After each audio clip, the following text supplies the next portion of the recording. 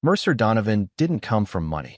Born to a struggling construction worker and a seamstress in rural Michigan, he grew up learning the value of hard work and perseverance. His father's back-breaking labor on construction sites instilled in him a fascination with buildings, but also a determination to work with his mind rather than his hands. Through sheer determination and a series of scholarships, Mercer put himself through architecture school, graduating top of his class from an elite university.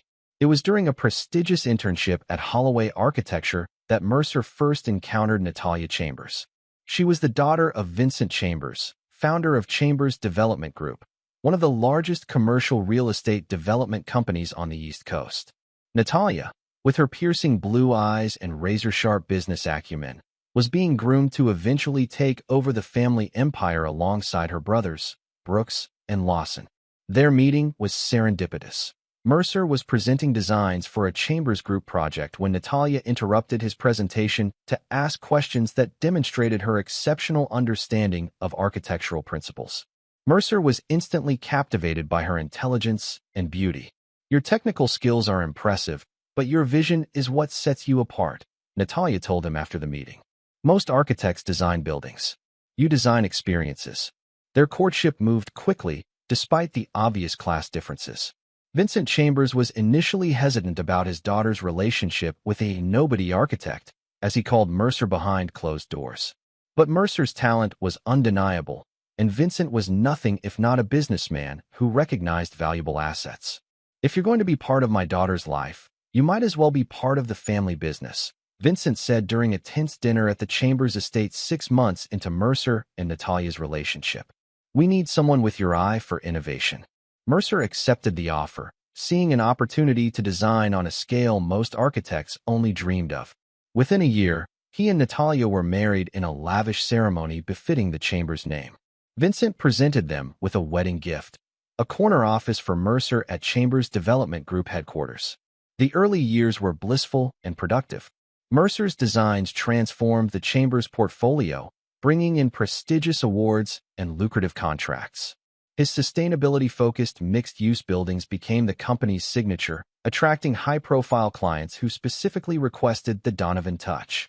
While Natalia managed client relationships, Mercer revolutionized their design approach. But as Vincent's health began to decline 5 years into the marriage, subtle power shifts emerged within the family business. Brooks and Lawson, who had always regarded Mercer as an outsider, began excluding him from key meetings. They redirected staff resources away from his projects and questioned his decisions in front of clients. "It's just business restructuring," Natalia assured him when he raised concerns. "Dad's stepping back, and everyone's adjusting." Mercer might have believed her if he hadn't noticed other changes. Late-night texts she quickly hid when he entered the room. Unexplained absences. A growing emotional distance. And most tellingly, her increasingly close professional relationship with Dominic Russo, the charismatic new head of business development she had personally hired. Dominic was everything Mercer wasn't, smooth-talking, with old money connections, and the kind of polished charm that came from generations of privilege. Where Mercer was thoughtful and deliberate, Dominic was quick with decisions and promises. Where Mercer built genuine relationships through consistent delivery, Dominic dazzled with extravagant gestures and elite social connections. One evening, while working late, Mercer overheard Brooks and Lawson in the conference room with Dominic. "Mercer's becoming a liability," Brooks said. "His projects take too long. Clients want fast returns, not architectural statements." "I've been cultivating relationships with more pragmatic design firms," Dominic replied. "Firms that understand business comes before art." "And how's my sister handling all this?" Lawson asked, his tone implying more than professional concern. "Natalia sees the bigger picture," Dominic answered with unmistakable intimacy in his voice. "She knows what's necessary for the company's future." Mercer withdrew silently, his architect's mind already beginning to blueprint a response to this betrayal. He wouldn't confront them yet. First, he needed to understand the full scope of what he was facing, and to ensure he wouldn't be destroyed in the process. Chapter 2. Structural Weaknesses. Over the next few months, Mercer operated with the precision of a master architect executing a complex design. On the surface, he maintained his regular work routine while quietly gathering information and preparing contingency plans. He discovered the depth of the betrayal went further than he'd imagined. Through careful observation and strategic conversations with junior staff loyal to him, Mercer learned that Dominic and the Chambers brothers had been systematically undermining his position for nearly a year. Project files disappeared from the company server. His design recommendations were altered before reaching clients. Staff members he trusted were reassigned. And most painfully, Natalia was not just complicit, she was an active participant. Late one night, Mercer accessed Natalia's company email after noticing she'd left herself logged in on their home computer. What he found confirmed everything. Extensive communications between her brothers, and Dominic discussing the Mercer situation and planning his eventual removal. More devastating were the personal exchanges between Natalia and Dominic, intimate messages that left no doubt about their affair. One email from Natalia particularly cut deep. M has served his purpose. His designs put us on the map, but we need someone who understands this business is about relationships, not just buildings. You're that person, D. Rather than confront Natalia immediately, Mercer channeled his rage into methodical planning. He hired a private investigator to document the affair and track the business machinations against him. He consulted discreetly with a lawyer about his rights within the company, discovering that his employment contract, which he'd signed in the flush of love and trust, left him vulnerable to exactly the kind of ouster being planned. What the Chambers family didn't know was that Mercer had maintained personal relationships with every major client he'd brought to the firm. While the family believed clients were loyal to the Chambers name, the reality was that many worked with the company specifically because of Mercer's vision and integrity. Your family thinks architecture is about buildings, Mercer's mentor had once told him. But it's really about trust. When someone hires you to create their space, they're trusting you with their future. Mercer had built that trust carefully, and now he would leverage it. He created a private digital portfolio of all his designs and innovations for the company. He documented his contributions to each successful project. And most importantly, he began having quiet conversations with select clients about future possibilities. If circumstances were to change, he asked one longtime client during a site visit, would you follow the design or the designer? Mercer. The client replied without hesitation, we hired Chambers because of you. The family name opened the door, but your vision is why we stayed. Similar conversations with other clients reassured Mercer that his position was stronger than the Chambers family realized. While they saw clients as loyal to their family legacy, Mercer knew the truth was more complex. At home, he maintained a facade of normalcy, though the emotional distance between him and Natalia grew wider each day. She worked later, attended more client dinners, and barely engaged with him on personal or professional levels. Mercer used this time to secure his financial position, moving personal funds to accounts Natalia couldn't access and documenting all joint assets. He found an apartment downtown and put down a deposit, set up a small office space in a co-working facility, and began the groundwork for what would come next. He also cultivated relationships with talented young architects and project managers at Chambers who were loyal to him rather than the family. People who appreciated his mentorship and vision, who might follow him if circumstances changed. The betrayal crystallized one evening when Mercer returned home unexpectedly from a site visit to find Dominic's expensive sports car in their driveway. Rather than confront them, he quietly left, checked into a hotel, and accelerated his plans.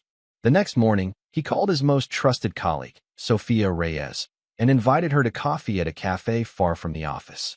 Something's coming, he told her. I can't say more now, but I want you to know that I value your work and loyalty. Soon, I may have an opportunity for you. Sophia, who had grown frustrated with the politics at Chambers, studied him carefully before nodding. Whatever it is, I'm in. Several others feel the same way. Keep this between us, Mercer cautioned, and be ready to move quickly when the time comes. The final confirmation came during a tense executive committee meeting where Brooks presented a 5-year strategic plan that dramatically reduced the design department's role and elevated business development, Dominic's territory, to a central position. When Mercer questioned the change, Lawson dismissively replied, the market's evolving, Mercer. We need to prioritize rapid development over architectural indulgences. Natalia, seated beside Dominic rather than her husband, avoided Mercer's eyes as she added, The board agrees this direction better serves our investors. The stage was set. Thanksgiving at the Chambers family estate would arrive in 2 weeks, and Mercer knew exactly what was coming, and precisely how he would respond. Chapter 3. The Collapse. The Chambers family Thanksgiving was always an elaborate affair at the sprawling family estate, more of a business function than a family gathering. This year, Mercer arrived separately from Natalia, who had claimed early meetings required her to be there hours before the scheduled dinner. The grand dining room was impeccably decorated with harvest arrangements and the family's heirloom china.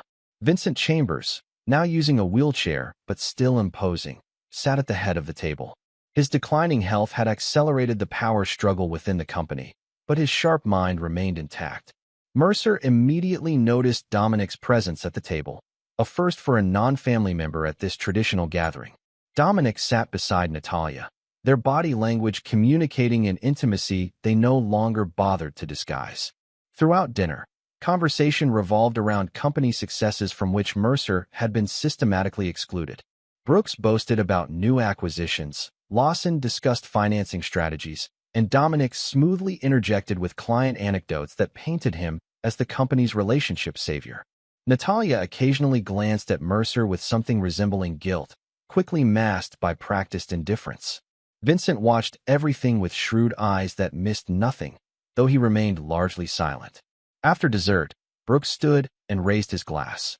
"Before we continue celebrating, there's some important family business to address." He nodded toward his brother. "Lawson and I would like to speak with Mercer in Father's study." Vincent frowned slightly, but said nothing as Brooks and Lawson led Mercer away from the table. Natalia hesitated, then followed with Dominic close behind. The study was a testament to old money and power, leather-bound books, hunting trophies, and photographs chronicling 3 generations of Chambers' business triumphs. Mercer had always felt like an intruder here, and today was no exception. Brooks closed the heavy door and turned to face Mercer. "We'll make this quick and painless. The executive committee met yesterday and voted on a restructuring plan." "I wasn't informed of any meeting," Mercer said calmly. "It was emergency action," Lawson interjected. "Market sensitive. We're cutting you out of the family business," Brooks continued, "and her new lover will take your position." He gestured toward Dominic, who stood with his hand possessively on Natalia's lower back. Mercer looked directly at his wife. "And what do you have to say about this?" Natalia remained silent, studying the Persian carpet as if it contained hidden messages. "Your contributions have been appreciated," Lawson added with corporate detachment. "But the company is moving in a different direction. You'll receive a fair severance package contingent on a non-compete agreement." Mercer nodded once and turned to leave. "That's it," Brooks called after him, clearly disappointed by the lack of drama. "No argument, no fight." Mercer paused at the door. What would be the point? He left without another word, walking through the grand house for what he knew would be the last time. As he retrieved his coat, Vincent's personal nurse wheeled the old man into the foyer. "They're fools," Vincent said quietly, his voice raspy from illness. "And she's the biggest fool of all." "Perhaps," Mercer replied. "Or perhaps they'll get exactly what they deserve." Vincent studied him with eyes still sharp despite his failing body. "You're not as defeated as you're letting them believe." Mercer simply smiled, shook the old man's hand with genuine respect, and walked out into the cold November night. That evening, in his newly rented apartment surrounded by architectural drawings and client files he'd quietly removed from the office over preceding weeks, Mercer initiated what he'd been meticulously planning for months. First, he called Sofia Reyes. "It's time. Contact the others. We start tomorrow." Next, he sent a single text message to a developer who had encrypted a specialized communication platform for him, untraceable and secure. The message contained one word: execute. By midnight, algorithms began running. Scheduled emails were queued for delivery at precisely 9 a.m., when the Chambers Development Group offices would be buzzing with post-holiday activity, and digital time bombs were set to detonate across the company's carefully constructed reputation. Mercer slept soundly for the first time in months, awakening at dawn to prepare for the day that would change everything. He dressed carefully in his best suit, the one Natalia had always said made him look unstoppable, and headed to his new office. At exactly 9 a.m., As executives at Chambers Development were settling into their Monday routines, every major client received a personalized email. After years of dedicated service leading design innovation at Chambers Development Group, I'm excited to announce the launch of Donovan Design and Development. I'd be honored to continue our relationship at my new venture, where my focus remains on creating spaces that transform lives and communities. I'll call this afternoon to discuss your project's seamless transition. Each email included detailed plans for the client's ongoing projects, plans that existed only in Mercer's private files, not in the Chambers company system. Simultaneously, key industry contacts received press releases announcing the formation of Mercer's new firm, featuring quotes from respected architecture critics about his visionary approach. Financial publications received tips about turmoil within Chambers Development leadership and questions about project management transitions that would raise investor concerns. By noon, Mercer's phone was ringing constantly with clients seeking reassurance about their projects. By 3 o'clock, Sophia Reyes and 7 other top talents from Chambers had resigned and arrived at Mercer's new office. By 5, the first client had officially transferred their contract to Donovan Design and Development. When Mercer finally answered a call from Natalia that evening, her voice trembled with a mixture of rage and panic. "What have you done?" "The Westridge development is threatening to pull out completely." "They're not threatening," Mercer replied calmly. "They signed with me an hour ago. That's our biggest project." "Not anymore. This is illegal. We'll sue you into oblivion." "Check clause 23.7 of my employment contract," Mercer replied. "The one your brother Lawson insisted on to ensure I couldn't compete if I ever left voluntarily. It specifies that in case of termination by the company, I retain rights to continue service to any client who chooses to follow me. You didn't fire me for cause. You restructured me out. Different legal category." The silence on the other end told him Natalia was realizing the magnitude of their miscalculation. "Why are you doing this?" she finally asked, her voice smaller now. "Because those clients were always loyal to me, not you," Mercer answered truthfully. "Your family never understood that. Neither did you." Over the next 3 weeks, the situation at Chambers Development deteriorated rapidly. Without Mercer's designs and client relationships, the company hemorrhaged contracts. Dominic's smooth talk couldn't replace concrete deliverables. Brooks and Lawson's financial maneuvers couldn't compensate for the exodus of talent that followed Mercer. By Christmas, industry insiders were whispering that Chambers Development Group was facing bankruptcy. The company that had stood for 3 generations was collapsing in less than a month. And Mercer was just getting started. Chapter 4: Retaliation. The January wind cut through the financial district like a blade as Mercer Donovan strode toward the gleaming glass tower that housed his rapidly expanding firm. In just 6 weeks, Donovan Design and Development had secured contracts worth over $200 million, hired 38 employees, 15 poached directly from Chambers, and established itself as the most talked-about firm in the industry. Today's board meeting would cement another milestone: a partnership with Tanaka Global, one of Asia's largest development conglomerates. It was a client Chambers had pursued unsuccessfully for years. As Mercer entered the sleek conference room where Sophia Reyes was preparing presentation materials, his phone vibrated with a text from an unknown number. "You'll regret the day you crossed this family. Watch your back." Mercer showed the message to Sophia, who frowned. "That's the 3rd threat this week. Should we involve the police?" "Not yet," Mercer replied. "It's just intimidation. The Chambers brothers have always preferred threats to action." He was wrong. The meeting with Tanaka went exceptionally well until the topic of building permits arose. Hiroshi Tanaka, the conglomerate CEO, cleared his throat uncomfortably. "We've heard concerning rumors about regulatory issues with your projects, Mr. Donovan. Multiple sources suggest your permits are being questioned." Mercer maintained his composure, though inwardly he cursed. "I can assure you our regulatory compliance is impeccable. If you've heard otherwise, I'd be interested to know the source."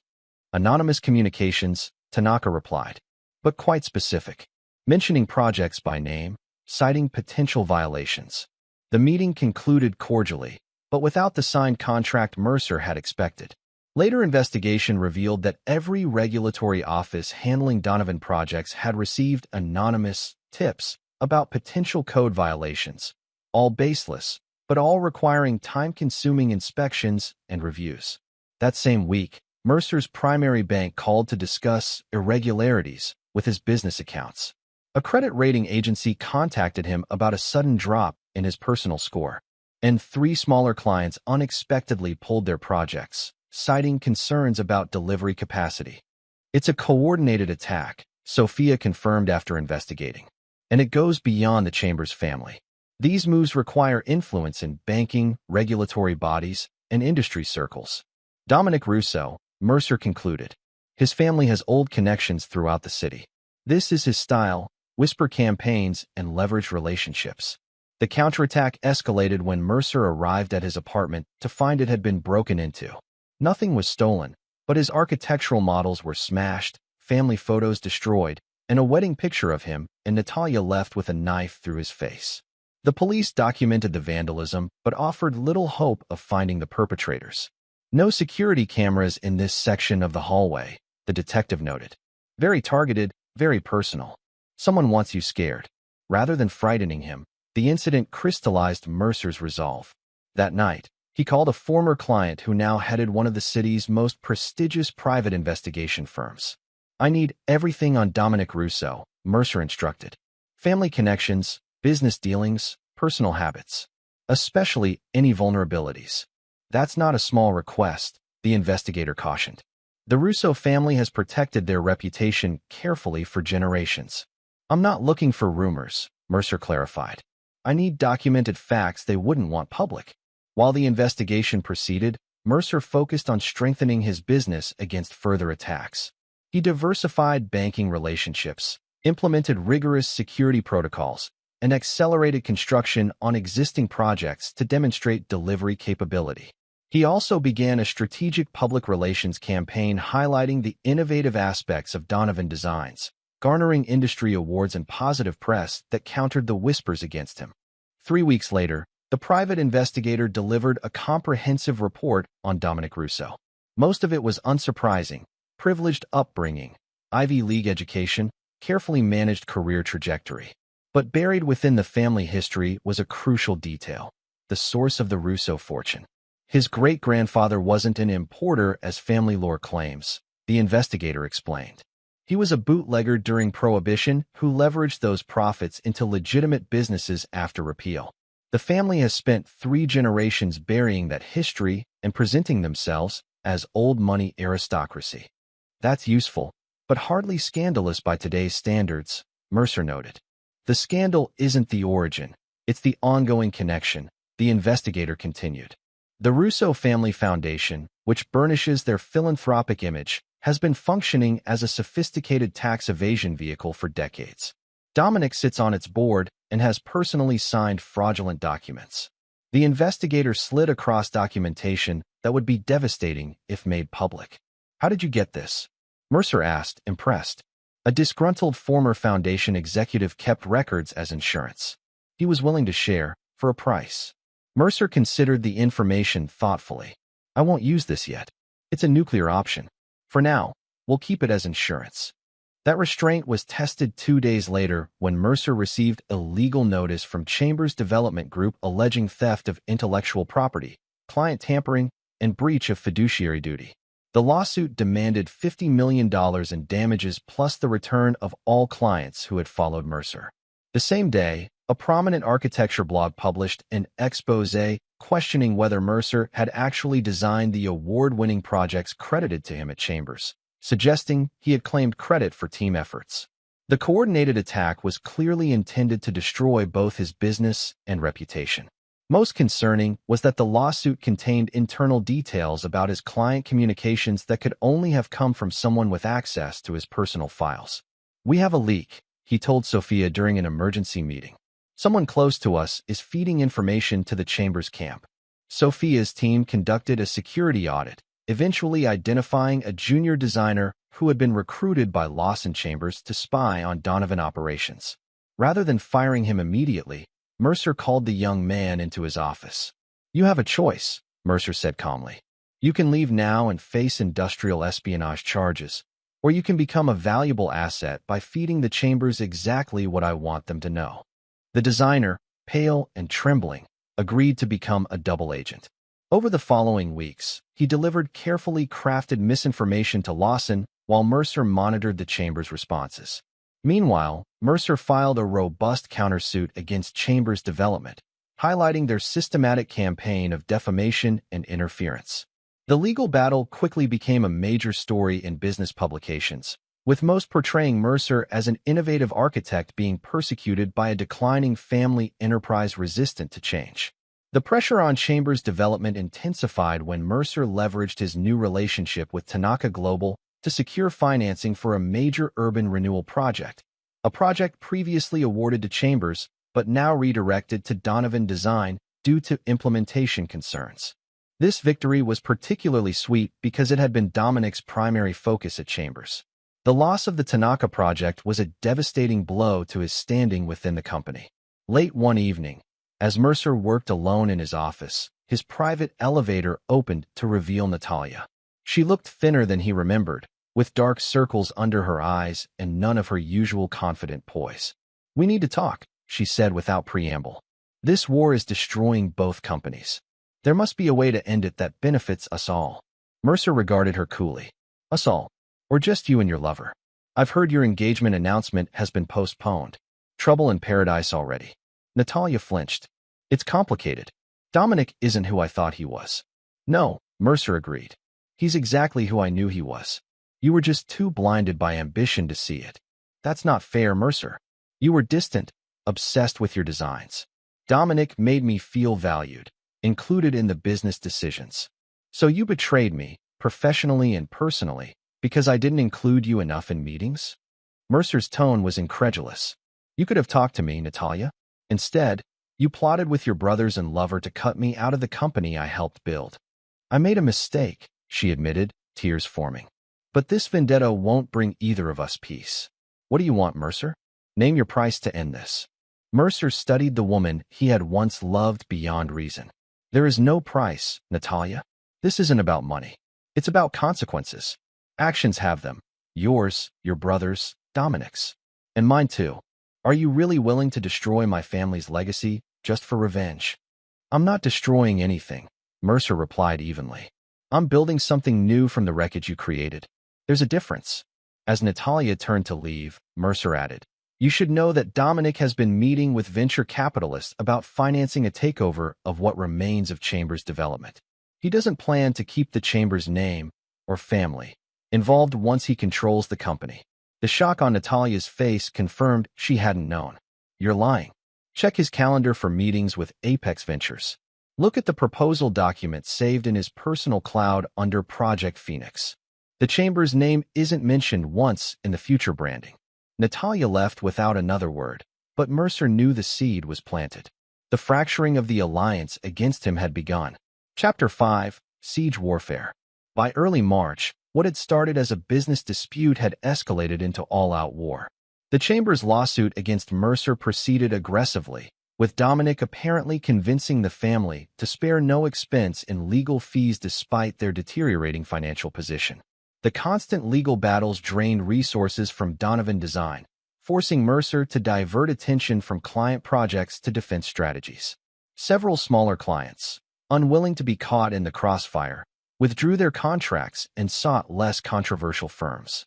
"We need to end this," Sophia urged during a strategy session. "The legal costs alone will bankrupt us within 6 months if something doesn't change. Chambers will run out of money before we do," Mercer insisted, though privately he shared her concern. His new firm had secured impressive contracts, but legal fees were mounting faster than revenue. The situation worsened when the city's building department suddenly suspended permits for all Donovan Design projects pending a comprehensive regulatory review. The official reason cited concerns about structural calculations, but Mercer's sources confirmed Dominic had leveraged connections with the deputy commissioner. With projects stalled and legal bills mounting, Mercer faced the first serious threat to his new company's survival. The siege tactics were working. He was losing the war of attrition. That evening, he received an unexpected call from Vincent Chambers. "My study, tomorrow, 10 a.m., the old man said without preamble. "Come alone and tell no one. Use the service entrance." The next morning, Mercer found Vincent in his wheelchair by the window overlooking the estate gardens. The old man looked friendlier than at Thanksgiving, but his eyes remained sharp. "They're running the company into the ground," Vincent stated flatly once Mercer was seated. 50 years of my work, destroyed in 3 months. "I'm sorry about that," Mercer said sincerely. "My quarrel was never with you, Vincent. No, you were the son I wished my boys had become." Vincent's hands trembled slightly as he adjusted his blanket. "Dominic Russo is poison. He's turned Natalia against her family, convinced my sons to pursue this vendetta regardless of cost, and is systematically positioning himself to take control. Why tell me this? Because I want to stop him, and you're the only one with the skill to do it." Vincent pushed a file folder across the table. "These are board documents Dominic doesn't know I still review. Look at page 17, the loan covenants." Mercer examined the documents, quickly spotting the issue. These financing terms essentially sign control over to the lenders if certain performance metrics aren't met, and with projects stalled and clients leaving. Exactly. Chambers Development will default within 60 days. When that happens, Dominic's anonymous investment group, which I suspect is actually him and several associates, will acquire controlling interest. My children will be figureheads at best, discarded entirely at worst. What do you propose? "A truce," Vincent said firmly. "Drop your countersuit. I'll ensure our legal action against you ends. In exchange, help save the company from Dominic." Mercer considered this unexpected offer. "Why would I help save the company that tried to destroy me?" "Because you still care about the buildings," Vincent replied knowingly. "And because revenge against my foolish children is one thing. Letting a predator like Dominic destroy a legacy of good architecture is another." After a long silence, Mercer responded, "I'll need something more concrete than promises. The attacks against my business must stop immediately. The permit holds, the whisper campaign, all of it." "I can handle the permit situation," Vincent assured him. "As for the rest, I need you to help me show my family who Dominic really is." Mercer hesitated, then decided to share part of what he knew. He's planning a takeover. The Project Phoenix documents outline his plan to rebrand without the Chamber's name once he has control. Vincent's face hardened. "Get me proof. Concrete evidence I can show the board." "If I do this," Mercer stipulated, "I want exclusive development rights to the Riverfront District project. It was my design from the beginning." "Done," Vincent agreed without hesitation. "But we need to move quickly." As Mercer left through the service entrance, he spotted Dominic's car arriving at the main house. The confrontation was accelerating toward its climax. Back at his office, Mercer called the private investigator. "I need everything on Project Phoenix. Documents, recordings, anything that proves Dominic's true intentions for Chambers Development." "That won't be cheap or easy," the investigator warned. "We'd need access to his personal devices or accounts." "Focus on his assistant," Mercer suggested. "People like Dominic always underestimate the loyalty of those they consider beneath them." While this plan developed, Mercer redirected his legal team to prepare for settlement rather than continued battle. He also reached out discreetly to the city's deputy commissioner about resolving the permit misunderstanding. 2 days later, his building permits were reinstated without explanation.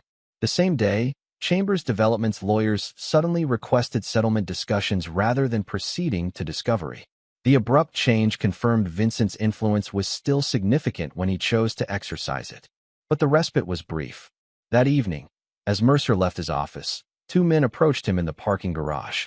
Before he could react, a third attacker struck from behind. The assault was brutally efficient, clearly professional rather than random violence. "Message from Mr. Russo," one man said as Mercer lay on the concrete. "Back off completely, or next time we won't be so gentle." Despite cracked ribs and a dislocated shoulder, Mercer refused hospital treatment that would create a record. Instead, he called Cooper Jenkins, his oldest friend and a former military medic now working as a paramedic. "Jesus, Mercer," Cooper said while treating him in his apartment. "This isn't worth dying over." "It's not about worth," Mercer replied through gritted teeth. "It's about not letting them win." The attack changed Mercer's approach. This was no longer just business. Dominic had made it dangerously personal. The veneer of civilized conflict had been stripped away. The next morning, despite his injuries, Mercer met with a security consultant who had protected high-profile executives during corporate takeover battles. They've escalated to physical intimidation, Mercer explained. I need countermeasures. The consultant's recommendations were comprehensive: security systems for home and office, protective drivers, counter-surveillance measures, and most controversially, a legal handgun with proper licensing and training. I've never considered a weapon necessary, Mercer admitted. It's insurance, the consultant replied. Like an alarm system you hope never to use. While implementing these security measures, Mercer received a breakthrough from his investigator. Dominic's assistant had agreed to help, motivated not by money, but by her own mistreatment. He's verbally abusive, takes credit for her work, and recently threatened to fire her when she questioned expense reports, the investigator explained. She's provided access to his cloud storage and recorded conversations with investors about the takeover. The evidence was damning. Dominic had explicitly discussed removing the Chambers family once he controlled the company, referring to them as dead weight and entitled trust fund parasites. He planned to sell off their legacy properties and focus exclusively on quick turnaround, high-margin developments, the antithesis of the quality-focused approach Vincent had built.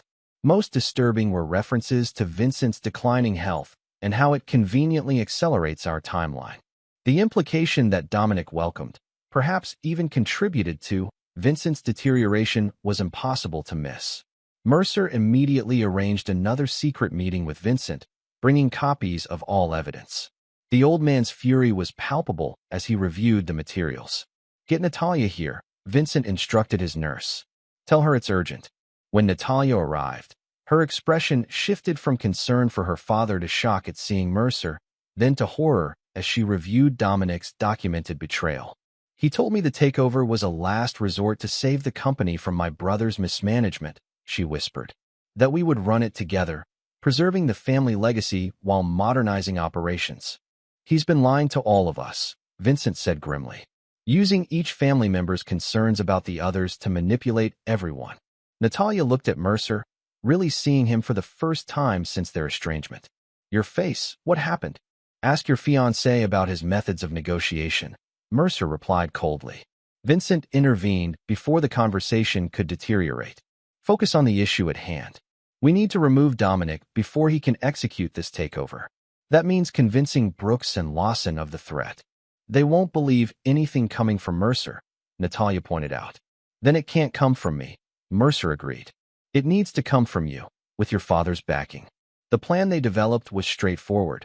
Vincent would call an emergency board meeting ostensibly to discuss settlement with Donovan Design. Once assembled, he would present the evidence of Dominic's planned takeover, with Natalia confirming the authenticity of the materials. What about you? Natalia asked Mercer as they concluded the planning.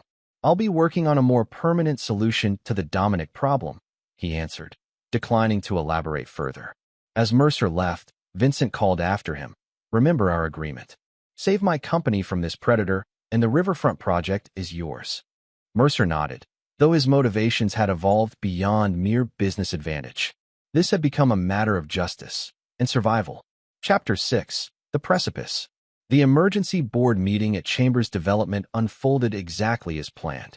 Vincent presented the evidence of Dominic's betrayal, Natalia confirmed its authenticity, and the board, including a shocked Brooks and Lawson, voted unanimously to terminate Dominic's employment immediately. Security escorted Dominic from the building within the hour, his access revoked, and personal items delivered to the curb in bankers' boxes. His face, contorted with rage as he was removed, was captured by company security cameras and promptly leaked to industry publications. Mercer received news of the firing from Natalia. It's done. Father has called off the lawsuit against you as well. He says to remind you of your promise regarding the company's future. The victory should have felt more satisfying. Instead, Mercer felt a growing unease. Dominic Russo was dangerous, well-connected, and now had nothing to lose. His concern proved justified the following morning when every major client of Donovan Design received an anonymous document detailing alleged structural flaws in Mercer's designs, including manipulated engineering reports suggesting potential catastrophic failures. This is beyond defamation, Sophia said as they reviewed the fabricated evidence. He's trying to create public panic about our buildings. Before they could formulate a response, the state's architectural licensing board contacted Mercer about an emergency review of his professional credentials based on serious safety concerns raised by multiple sources. Simultaneously, a financial journalist called seeking comment on rumors that Donovan Design was facing bankruptcy due to client departures and pending regulatory actions. By afternoon, their stock price had plummeted 32%, and 3 major projects were placed on temporary hold pending safety reviews. He's burning everything down, Mercer realized. If he can't have Chambers development, he'll destroy both our companies out of spite. The situation deteriorated further when a woman Mercer had never met filed a sexual harassment complaint against him, claiming inappropriate behavior during her brief employment at Chambers Development. Though completely fabricated, the allegation gained immediate traction in industry publications already primed by Dominic's whisper campaign. With his professional reputation, company viability, and personal integrity all under simultaneous attack, Mercer faced the greatest crisis of his career. Even Vincent Chambers' support offered limited protection against this comprehensive destruction of everything Mercer had built. That evening, alone in his apartment with security guards posted outside, Mercer received a text from an unknown number. Enjoying your fall from grace. This is just the beginning. You'll be bankrupt, unlicensed, and unemployable within 30 days. Unless we meet to discuss terms. Tomorrow, 10 p.m., West Side Marina, Slip 42. Come alone or everything gets worse. Mercer recognized Dominic's theatrical flair in the meeting location, isolated, dramatic, and designed to intimidate. He also understood the implicit threat, meet me, or I'll continue destroying everything you've built. Against the advice of his security team, Mercer decided to confront Dominic directly. He was tired of proxy battles and professional attacks. It was time to end this personally. He spent the day preparing meticulously. First, he transferred controlling interest in Donovan Design to Sophia through temporary legal instruments that would revert to him after 30 days. If something happens to me, he instructed her, use the contingency plans we discussed. Next, he recorded a detailed account of all events leading to this confrontation, including Dominic's threats and attacks, securely storing copies with his lawyer and in cloud storage accessible to trusted associates. Finally, he contacted Detective Rivera, the officer who had investigated the vandalism of his apartment. I'm meeting the man responsible for the attacks against me, Mercer explained. If anything happens to me, you'll know where to start looking. This is a terrible idea, Rivera warned. Let us handle it officially. You and I both know he's too careful to leave evidence connecting him directly to any crime, Mercer replied. This needs to end tonight. As dusk fell, Mercer checked the licensed handgun recommended by his security consultant, hoping its presence would be sufficient deterrent without need for use. He drove himself to the marina, deliberately arriving 30 minutes early to survey the location. The West Side Marina was nearly deserted on this cold spring evening. Slip 42 housed a sleek yacht named Phoenix Rising, the same term Dominic had used for his takeover plan. The vessel was dark except for dim lighting in what appeared to be the main cabin. Mercer approached cautiously, senses heightened for any sign of ambush. As he stepped onto the gangway, a voice called from the darkness. Right on time. I appreciate punctuality. Dominic emerged from the yacht's cabin, champagne flute in hand, as if hosting a social gathering rather than a confrontation. Join me inside. It's too cold for deck conversations. I prefer to stay where others might see us, Mercer replied, remaining on the gangway. Dominic shrugged. Suit yourself. Though I assure you, no one will interrupt us here. He sipped his champagne while studying Mercer with amused contempt. You look terrible. How are the ribs healing? Let's skip the pleasantries. What do you want? Direct as always. Very well. Dominic set down his glass. I want you to publicly admit that your designs at Chambers were collaborative efforts for which you claimed sole credit. I want you to acknowledge structural flaws in your recent projects and announce a temporary suspension of operations pending comprehensive safety reviews. Finally, I want controlling interest in Donovan Design as compensation for the damage you've done to my reputation. Mercer laughed despite the pain in his ribs. That's not a negotiation. That's a surrender. It's the only path that doesn't end with your complete destruction, Dominic countered. I've spent years cultivating the relationships I'm now using against you. Building inspectors, journalists, licensing officials, financial analysts, they all trust my word over yours. I can make it impossible for you to work as an architect in this country. All this because I exposed your takeover plan. This was never about Chambers' development, Dominic said dismissively. That decrepit company was just a stepping stone. This is about you refusing to know your place. You were supposed to be the useful outsider, the talented architect who created value but remained subordinate to those born to lead. Like you, Mercer's tone was scathing. Precisely like me. Men like you build things. Men like me own things. Dominic's expression hardened. Your defiance has cost me time and opportunity. For that, you'll pay one way or another. You overestimate your power and underestimate mine, Mercer replied calmly. Every attack you've launched has been documented and traced back to you. Your financial manipulation, the fraudulent reviews, the fabricated harassment claim, it's all connected to people in your direct orbit. Dominic smiled. Proving any of that would take years in court. By then, there will be nothing left of you to vindicate. You're assuming I'm planning to fight this through conventional channels. Something in Mercer's tone gave Dominic pause. What are you planning? I could tell you about the comprehensive dossier on the Russo Family Foundation's tax evasion schemes, or the recorded conversations with your assault team that are already in a detective's hands, or the fact that this entire conversation is being transmitted to multiple secure locations.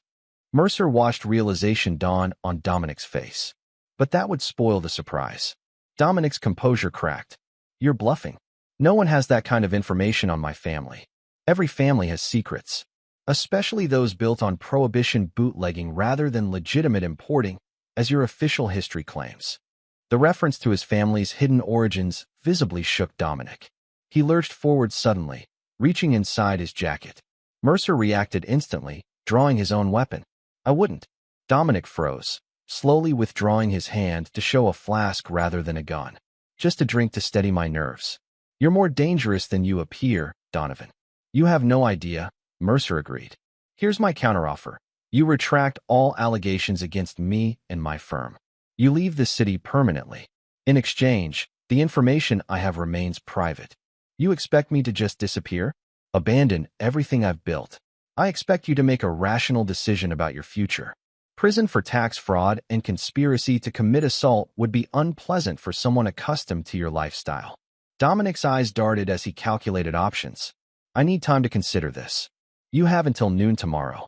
After that, everything I have goes to the authorities, the press, and the Chambers family. As Mercer turned to leave, Dominic called after him. This isn't over. Men like me don't just disappear. For your sake, Mercer replied without looking back. I hope that's not true. Walking back to his car, Mercer felt no triumph, only resolution. The confrontation had confirmed what he already knew.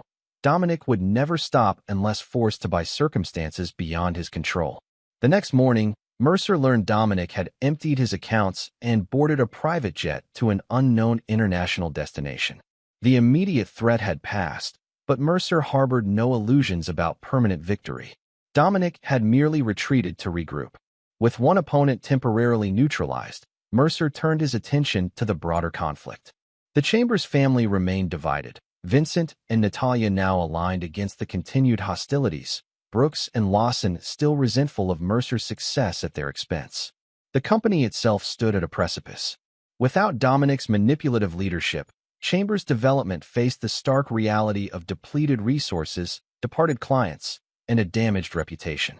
Their financial position was dire, with loan covenants at risk of default within weeks.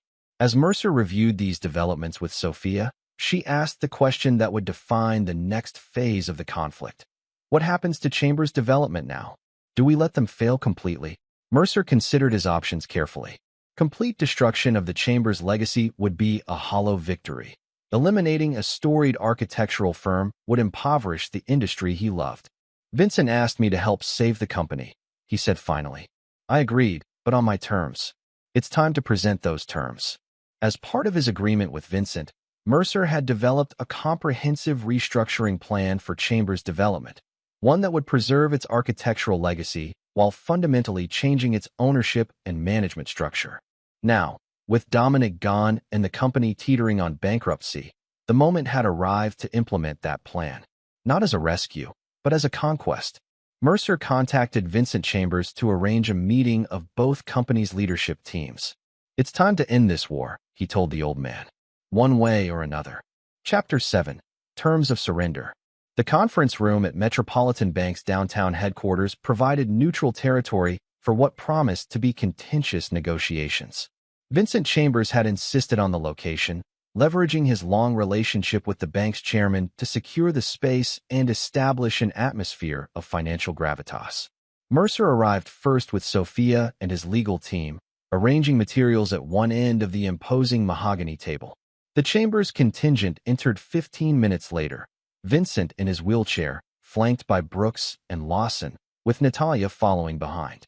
The brothers' faces reflected a mixture of hostility and resignation, the expressions of men forced to negotiate with an enemy they still hoped to destroy. Vincent opened the proceedings with characteristic directness. "We're here because both our companies face existential threats. Continued conflict benefits no one except our competitors and Dominic Russo, wherever he's hiding. Today we either find a path forward together, or we ensure mutual destruction." Brooks scoffed. "Your company is on the verge of bankruptcy, while Donovan's firm is thriving. This isn't a meeting of equals." "Your information is outdated," Mercer replied calmly. "My company faces its own challenges: permit delays, capital constraints, staffing shortages. More importantly, the market is questioning both our organization's stability given our public conflict. Clients are migrating to safer alternatives." This assessment, though slightly exaggerated regarding Donovan Design's position, created a framework of mutual need rather than one-sided desperation. "What exactly are you proposing?" Lawson demanded. "A merger," Mercer announced, sliding presentation folders across the table. But not a conventional one. As the Chambers brothers reviewed the documents, their expressions morphed from skepticism to shock. "This isn't a merger," Brooks protested. "It's an acquisition disguised as a partnership." Mercer nodded. "In essence, yes. Donovan Design would acquire controlling interest in Chambers' development through a combination of debt assumption and equity exchange. Your family would retain significant ownership, but limited operational control." "Absolutely not," Lawson declared, pushing the folder away. "We'd rather file for bankruptcy protection." "An option you've already explored," Mercer noted. "Your lenders have made clear they'll force liquidation rather than reorganization given the circumstances. At that point, I'll simply purchase your assets at discount through bankruptcy proceedings." Vincent, who had remained silent during this exchange, finally spoke. "The difference, my sons, is that Mercer's proposal preserves the Chamber's name and legacy. Bankruptcy would erase 3 generations of work." "You knew about this?" Brooks asked his father incredulously. "You helped him plan our surrender?" "I helped plan your survival," Vincent corrected. "After you allowed Dominic Russo to nearly destroy everything we built." Natalia, who had been quietly examining the proposal, looked up at Mercer. "The terms regarding the executive team are unclear. What roles do you envision for current Chambers leadership?" "That depends on capabilities and commitment," Mercer replied diplomatically. "Some positions would naturally be redundant after merger." The implication was clear. Those who opposed the merger would find themselves marginalized or removed entirely. What followed was 6 hours of intense negotiation, with breaks for private family discussions and consultation with advisors. The Chambers brothers fought tenaciously for better terms, while Vincent and Natalia gradually aligned with Mercer's fundamental approach while negotiating improvements to specific provisions. By evening, a framework had emerged. Donovan Design would acquire 51% of Chambers' development through a combination of debt assumption, capital injection, and equity swap.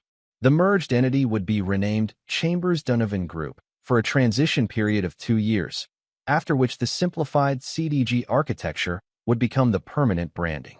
Vincent would become chairman emeritus with no operational role but significant advisory influence. Mercer would serve as CEO and chief design officer. Natalia would assume the role of chief client officer, leveraging her relationship skills in a clearly defined capacity. Brooks and Lawson would receive generous severance packages structured as consulting agreements that effectively removed them from operations. As the meeting concluded, Vincent asked for a moment alone with Mercer. When the room had cleared, The old man studied his former son-in-law with a mixture of admiration and sadness. "You've won more completely than I anticipated," Vincent acknowledged. "When I asked for your help saving the company, I didn't envision you owning it." "The company couldn't survive in its current form," Mercer explained. "The culture of entitlement your sons created made true partnership impossible. This structure allows preservation of what matters, the architectural legacy, while removing what was destructive." Vincent nodded slowly. "And what of personal legacies? You and Natalia were once building something together that had nothing to do with business."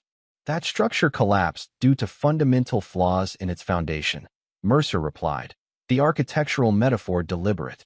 "Some buildings can't be saved, only remembered." "Perhaps," Vincent mused, "though I've seen remarkable reconstructions in my time." He extended his hand. "In any case, I respect what you've accomplished. You've beaten the Chambers family at our own game, and done it without sacrificing your principles." As they shook hands, Mercer felt an unexpected emotion, not triumph, but a complex melancholy. He had achieved more than simple revenge. He had transformed destruction into creation. Yet the personal cost remained immeasurable.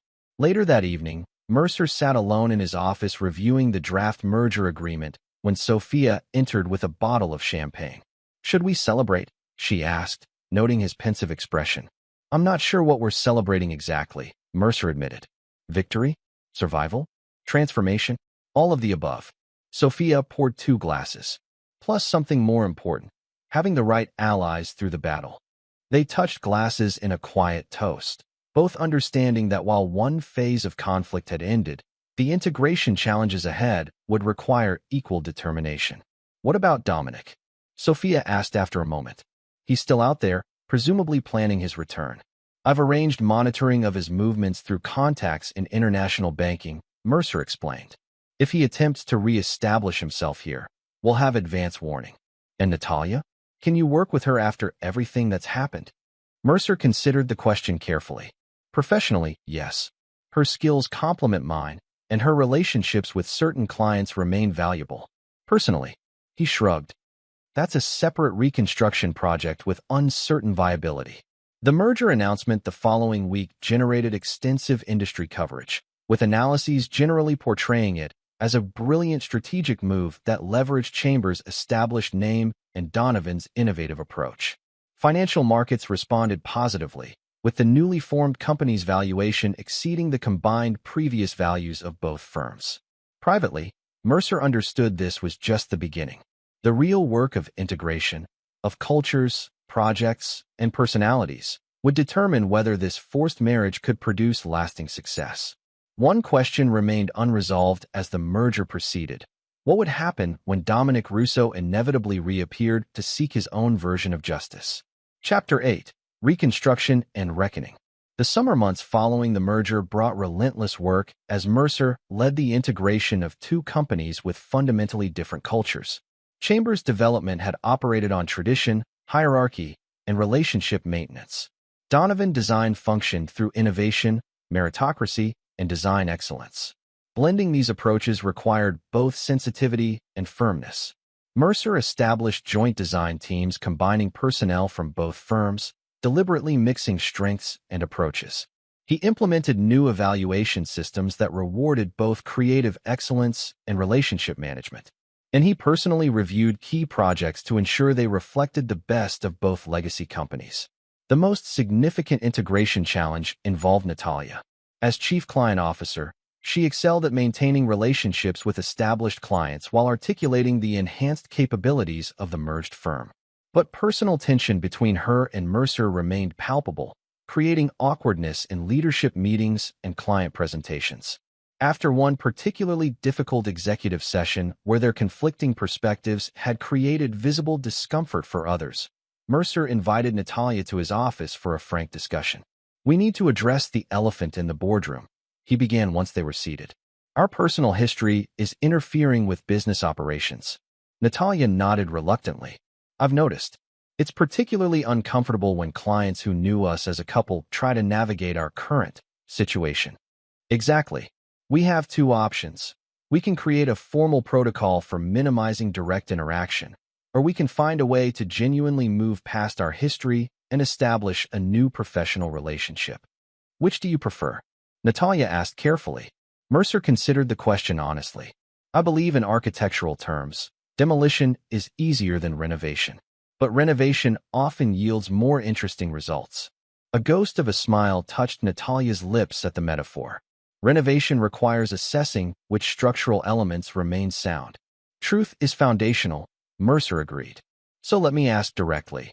Why did you choose Dominic over our marriage and partnership? The directness of the question seemed to startle Natalia, but after a moment, she answered with equal candor. It wasn't a single choice, but a series of small compromises. You were increasingly absorbed in design challenges, spending more time with creative teams than in strategy discussions where decisions were made. You felt excluded, Mercer acknowledged. Yes, and Dominic noticed. He deliberately included me, asked my opinion, treated me as an equal partner rather than an accessory to his success. I never saw you as an accessory, Mercer objected. Not consciously, but you would share completed designs rather than works in progress. Present conclusions rather than invite collaboration. Dominic exploited that gap. Mercer absorbed this perspective, recognizing its partial truth. And the affair? Was that also about feeling valued? Natalia had the grace to look genuinely remorseful. That was inexcusable, regardless of circumstances. I should have addressed my concerns directly with you before allowing any line to be crossed.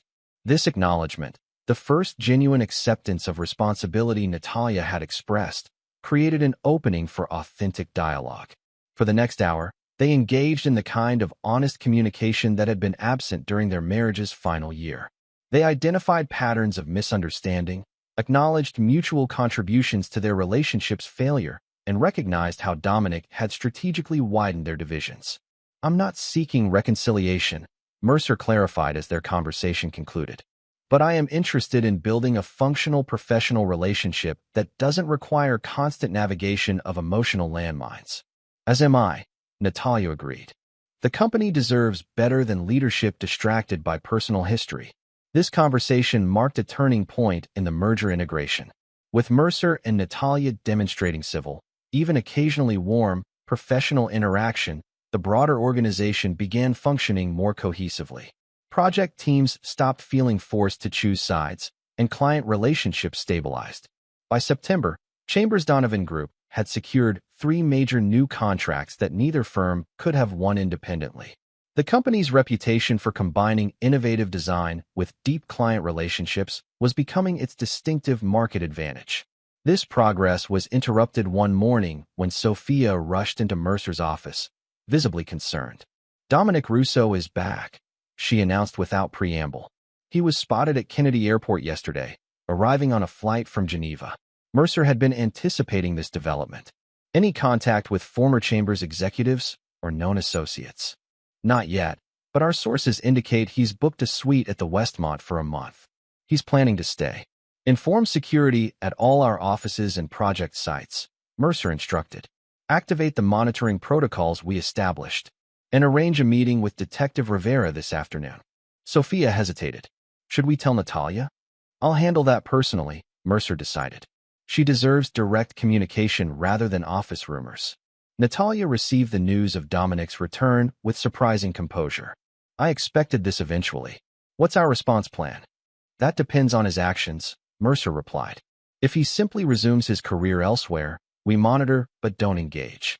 If he moves against the company or any of us personally, we implement countermeasures.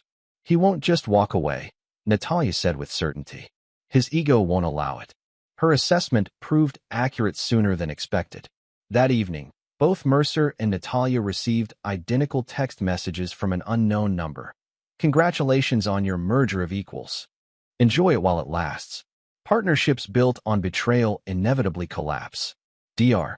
The next morning, the architectural trade publication Design Innovate published a lengthy industry analysis questioning the financial viability of the Chambers-Donovan merger, citing anonymous insider concerns about integration challenges and leadership conflicts. The piece specifically highlighted tensions between former spouses now forced to collaborate professionally. He's starting with reputation damage, Sophia observed during an emergency communication team meeting. Classic Dominic approach. Create external perception problems that become self-fulfilling prophecies. Mercer agreed. Let's respond with transparency rather than defensiveness. Schedule joint interviews for Natalia and me with key publications. Release updated financial projections showing integration benefits. Accelerate announcement of the Riverfront District project. These countermeasures blunted the initial attack, but Dominic quickly escalated. 3 junior architects who had worked closely with him at Chambers Development suddenly resigned, taking proprietary design documents and client information with them. Investigation revealed they had been receiving payments from a Swiss account for months, positioning them as sleeper agents activated upon Dominic's return. More concerning was evidence that someone with high-level access had been examining confidential merger integration documents, including financial projections and client retention strategies.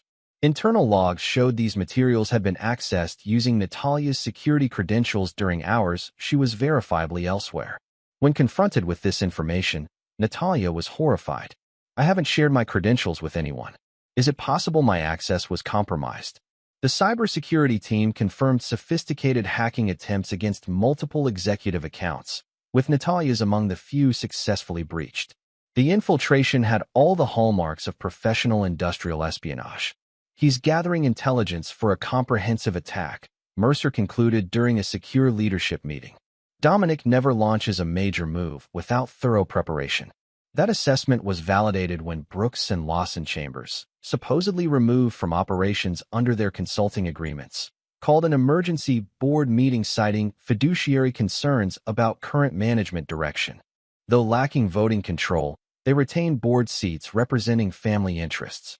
Their involvement signaled Dominic had re-established contact and was orchestrating a multi-front assault on Mercer's leadership position. The board meeting became a battlefield, with Brooks and Lawson presenting misleading financial analyses suggesting the merger had damaged company value rather than enhanced it.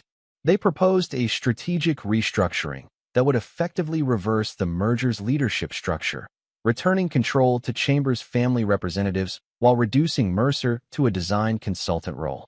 Mercer, prepared for this maneuver, systematically dismantled their arguments with comprehensive performance metrics and client satisfaction data.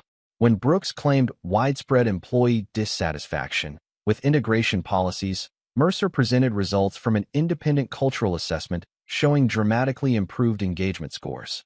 The attempted coup failed, with independent board members unanimously supporting current management. But the brothers' willingness to align with Dominic after his previous betrayal demonstrated the threat's seriousness. Dominic had apparently convinced them Mercer represented a greater danger to their interests than himself. Following the board meeting, Mercer received another text, "Round 1 to you. But I've only begun to play. Every strength can become a vulnerability when properly leveraged. Your greatest strength has always been your reputation for integrity. What happens when that's destroyed? Dr." The implied threat became clear the following week when local media reported a criminal investigation into alleged building code violations at multiple Chambers Donovan projects. Anonymous sources claimed the company had knowingly used substandard materials while falsifying inspection reports. Although completely fabricated, the allegations triggered mandatory safety reviews that delayed construction and frightened clients. The company's stock price dropped 15% in 2 days despite emphatic denials and offers of independent verification. Mercer recognized the strategy. Dominic was attacking precisely as threatened, undermining the one asset most difficult to defend, perceived integrity. Once public doubt existed, proving a negative became nearly impossible. We need to shift from defense to offense, Mercer told his crisis team.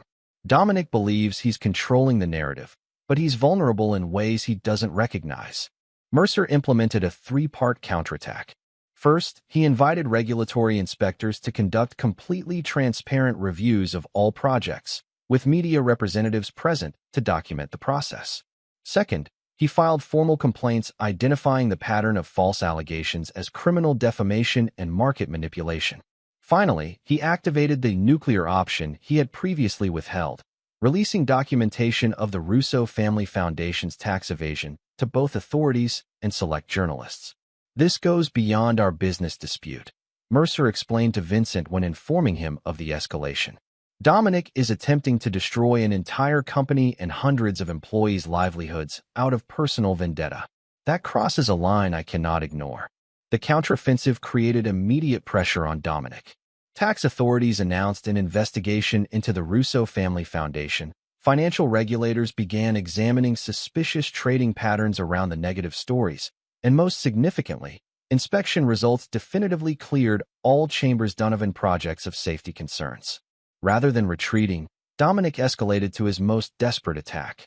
During a major client presentation at Chambers Donovan headquarters, armed intruders forced their way past security. They took hostages in the main conference room where Mercer, Natalia, and key executives were presenting to representatives of an international development consortium. "Nobody moves," the lead intruder shouted, brandishing a weapon. "This is about getting the truth on record." The truth, they claimed to seek, involved forcing Mercer to read a prepared statement admitting to design failures, financial misconduct, and personal improprieties. The entire incident was being live-streamed to industry media outlets, clearly intended as a public destruction of Mercer's credibility, even if later repudiated under duress. "Read it," the masked leader demanded, shoving a tablet toward Mercer. "Read it now, or we start hurting people." Mercer took the tablet, but made no move to read the statement. Instead, he looked directly at the leader. "Dominic sent you, obviously. Did he mention I anticipated something like this?" The intruder hesitated momentarily, just long enough for Mercer's prearranged security protocol to activate. Hidden gas emitters released a non-lethal incapacitating agent into the conference room's ventilation system. Simultaneously, ballistic shields descended from ceiling compartments, separating hostages from intruders. Mercer, Natalia, and other executives who had been briefed on the protocol donned concealed emergency respirators while clients were protected by the shields. Within seconds, the intruders collapsed from the gas effects as tactical security personnel entered through hidden access panels.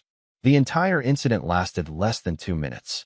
No hostages were injured, the intruders were apprehended, and perhaps most importantly, the livestream captured the entire failed attack, transforming Dominic's planned public humiliation of Mercer into dramatic evidence of his own criminal conspiracy. In the aftermath, as police secured the scene and medical personnel examined everyone involved, Natalia approached Mercer with newfound respect. "You knew this was coming. You were prepared." "I understood Dominic's escalation pattern," Mercer explained. When reputation attacks and financial pressure failed, physical intimidation was his logical next step. The respirators, the shields, the security response. How long has all that been in place? "Since the merger. I had the security systems integrated during the first renovation phase." Mercer managed a tired smile. An architect always considers all aspects of building safety. 2 hours later, after providing statements to authorities, Mercer received a call from Detective Rivera.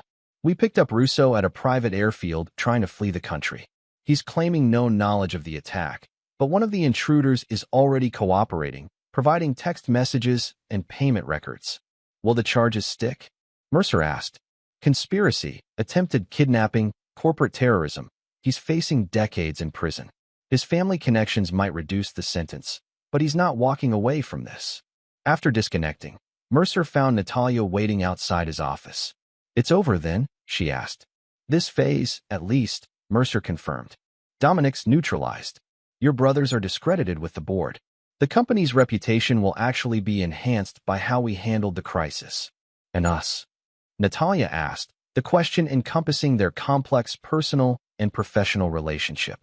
"We keep building," Mercer replied simply. "That's what architects do." Chapter 9. New Foundations. 1 year after the merger that created Chambers Donovan Group, Mercer stood on the observation deck of their new headquarters building, surveying the city skyline now punctuated by several of his designs. The headquarters itself embodied the philosophy of the merged company, a harmonious blend of traditional Chambers solidity and Donovan innovation. The glass-walled conference room behind him hummed with activity as executives prepared for the upcoming annual shareholder meeting. Financial results had exceeded even optimistic projections. The company's reputation had not just recovered from Dominic's attacks, but was enhanced by the transparent way leadership had handled the crisis. Dominic himself was serving a 12-year sentence after pleading guilty to reduced charges of conspiracy and corporate espionage. His family's reputation and finances were in shambles following tax investigations triggered by Mercer's evidence. The Russo name, once synonymous with old money respectability, was now associated with fraud and criminal behavior. Brooks and Lawson Chambers had resigned from the board following their failed coup attempt, accepting enhanced severance packages in exchange for relinquishing all company involvement. They had relocated to Europe, reportedly attempting to establish a small development firm trading on the family name, but finding limited success. Vincent Chambers had witnessed these dramatic transformations from his position as chairman emeritus. Though his health continued to decline, his mind remained sharp. He had become one of Mercer's strongest supporters, frequently noting that Mercer saved the Chambers' legacy by transforming rather than destroying it. As Mercer reflected on these developments, Natalia joined him at the window. Their professional relationship had evolved into an effective partnership built on mutual respect and clear communication, qualities their marriage had ultimately lacked. "The board presentation is ready whenever you are," she informed him. "Sophia added the Westridge project renders you requested." "Thanks. I'll be in shortly." Mercer continued gazing at the city. "It's remarkable how much has changed in a year." "Including us," Natalia observed. "We're probably better business partners than we ever were as spouses." Mercer nodded. "We built our marriage on romantic ideals without proper structural support. The business partnership has stronger foundations, clearly defined roles, explicit expectations, structured communication. Always the architect, even in personal matters," Natalia said with a small smile. "Speaking of personal matters, I understand you've been seeing someone." Mercer looked surprised. "Office gossip is remarkably efficient." "Olivia Murray seems lovely," Natalia continued. "She joined you from Donovan Design, didn't she?" "She was my executive assistant there, yes. She's now heading our community engagement division." Mercer hesitated. "It's relatively new. We're proceeding carefully." "I'm glad," Natalia said sincerely. "After everything that happened, you deserve happiness." The conversation was interrupted by Sophia's arrival with urgent news. "The Riverfront District project, we won the final approval. Construction can begin next month." This project held special significance for Mercer. It had been his design originally at Chambers, then his required condition when helping Vincent save the company, and now represented the flagship development of the merged organization. The mixed-use, sustainable community would transform an abandoned industrial zone into vibrant residential, commercial, and cultural spaces. "That's welcome news before the shareholder meeting," Mercer acknowledged. "Is the team ready for the presentation?"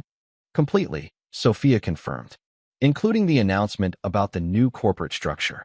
The new corporate structure represented the final phase of Mercer's long-term vision. After proving the merger's success, he was now implementing a more distributed leadership model with himself as executive chairman focused on design vision while promoting others to operational leadership positions. Sophia would become CEO, with Natalia continuing as chief client officer. The structure recognized talents beyond Mercer's while ensuring his architectural vision remained central to company identity. This evolution reflected Mercer's personal growth as well. The vengeful architect who had methodically dismantled his enemies had transformed into a builder of organizations as well as buildings. He had discovered that true power came not from destroying opponents, but from creating systems that rendered opposition irrelevant. As the shareholder meeting commenced, Mercer delivered a keynote presentation highlighting the company's achievements and future vision. He acknowledged the tumultuous path to their current success without dwelling on past conflicts. Instead, he emphasized the architectural principles that had guided his approach to business integration. Architecture teaches us that the most enduring structures balance innovation with tradition, aesthetics with functionality, and individual vision with collaborative execution, he explained to shareholders. "We've applied these same principles to building our company." The announcement of the new leadership structure was received enthusiastically, with share prices jumping 7% by day's end. Industry analysts praised the evolution as ensuring creative continuity while expanding operational capacity, exactly the balance Mercer had sought. Following the formal meeting, Vincent requested a private conversation with Mercer in the chairman's office that had once been his own. "A remarkable performance today," the old man said as Mercer helped him from his wheelchair to a comfortable chair. You've accomplished everything you set out to do, and more. With considerable help, Mercer acknowledged, including yours at critical moments. Vincent waved away the credit. I simply recognized which horse to back when the race clarified. He studied Mercer thoughtfully. Was it worth it? The vendetta, the battles, the victory? Mercer considered the question carefully. If you'd asked me during the worst moments, I might have said no. The constant conflict, the need to anticipate threats, the personal toll, it was exhausting. And now I see it differently. Not as revenge, but as necessary creative destruction. Mercer gestured toward the architectural models displayed around the office. Every great building begins with clearing what previously occupied the space. Sometimes that process is more difficult than anticipated. Vincent nodded appreciatively at the metaphor. And Natalia? Do you regret how that relationship ended? I regret that we built something that couldn't withstand pressure, Mercer replied. But I don't regret the lessons that came from its collapse. They've made me both a better architect and a better human. The conversation shifted to the Riverfront District project, with Vincent offering insights from his decades of development experience. As they discussed technical details, Mercer was struck by the genuine camaraderie that had developed between them, a relationship that might never have formed without the crucible of conflict they had navigated. Later that evening, at a company celebration of the Riverfront approval, Mercer found himself momentarily alone, observing the easy interaction of executives who had once been fierce rivals. Sophia expertly managed conversations with major investors. Natalia charmed city officials crucial to project approvals. His design team, merged from both legacy companies, enthusiastically explained technical innovations to interested parties. Olivia Murray approached, offering a champagne flute. You're unusually quiet for someone celebrating a major victory, she observed. Just appreciating the architecture of the moment, Mercer replied, accepting the glass. Seeing how all the components work together. And do they work to your satisfaction, Mr. Architect? She asked with the directness he had always appreciated in her. Mercer surveyed the room once more. Colleagues who had become friends, adversaries transformed into allies, and a company culture built from the best elements of two previously competing visions. Yes, he decided, raising his glass in a private toast. The structure appears sound. As Mercer mingled with colleagues and clients throughout the evening, he reflected on the journey from that Thanksgiving confrontation to this moment of professional triumph. The painful words still echoed occasionally in memory. We're cutting you out of the family business, and her new lover will take your position. Those words had triggered a chain of events none of his antagonists could have anticipated. Their attempt to excise him from a company had instead led to his control of it. Their betrayal had catalyzed not his destruction, but his greatest success. In architectural terms, they had unknowingly removed a load-bearing wall, causing their own structure to collapse while enabling him to design something far superior in its place. That was the true nature of his revenge, not merely surviving their attempt to destroy him, but transforming it into the foundation for something they could never have built themselves. Something that would stand long after the personal conflicts that spawned it had faded from memory. The architect had created his masterpiece not just in steel and glass, but in the organization that would continue his vision beyond any individual building. That was a legacy even his enemies had unwittingly helped him construct, more lasting and more meaningful than any act of pure vengeance could have achieved. This is where our story comes to an end. Share your thoughts in the comments section. Thanks for your time. If you enjoy this story, please subscribe to this channel. Click on the video you see on the screen, and I will see you there.